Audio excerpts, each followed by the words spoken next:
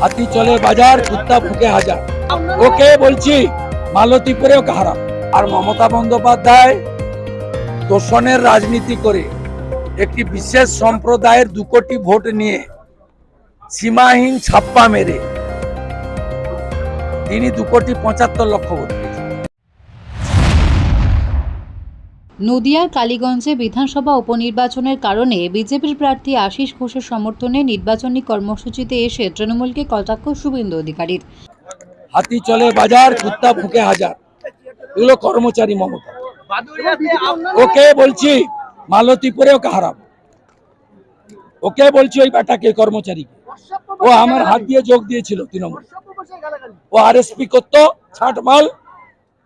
আমি যখন যেতাম আমার পিছন পিছন ঘুরতো। ওই বেটাকে আমি জয়েন করেছিলাম তৃণমূলে। ওকে 26-এ মালতীপুরে আমি হারাবো।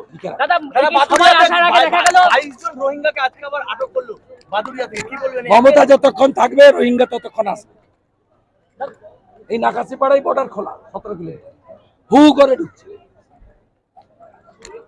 এখানে আমরা এখন তো সংখ্যালঘু হয়ে গেছি 43%। যেদিন দেবশরণ বাবুরা জিতত সেদিন আমরা 65% ছিলাম।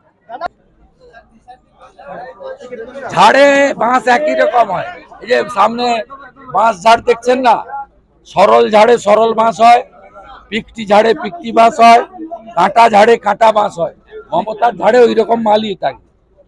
মমতা মানে যে নিজেই একটা তো নোংরা। প্রধানমন্ত্রীকে যে ভাষায় কথা বলেন, অমিত শাহজিকে যে ভাষায় কথা বলেন, হিন্দু ধর্মকে গন্ধা ধর্ম বলেন, মহাকুম্ভকে মৃত্যু কুম্ভ বলেন, এর থেকে আর খারাপ কি বলি।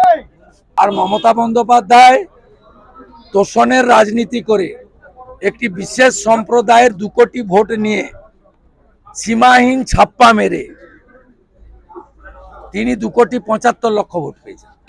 এ তো কারেন্ট হিসাব। লোকসভাতে 5% সনাতনীরা আর বেশি ভোট দিয়ে দেবে বাড়ি থেকে বেরিয়ে। এটাও হরিয়ানা হবে, দিল্লি হবে, মহারাষ্ট্র হবে। আমরা রাষ্ট্রবাদী সনাতনীদের জাগ্রত হওয়ার আবেদন জানাচ্ছি। Bureau report, D Bangla news.